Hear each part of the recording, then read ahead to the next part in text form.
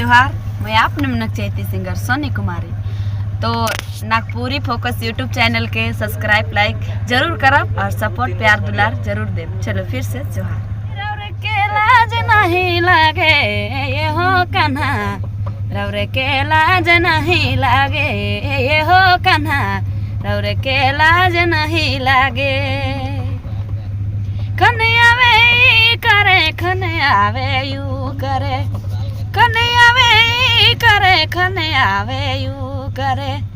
फोड़ी दे लाए दुयो हाथ कचूड़ी, ओह दुयो हाथ कचूड़ी ये हो कन्हा, रौरे के लाज नहीं लागे ये हो कन्हा, रौरे के लाज नहीं लागे, रौरे के लाज नहीं लागे ये हो कन्हा, रौरे के लाज नहीं लागे ये हो कन्हा, रौरे के लाज नहीं लागे।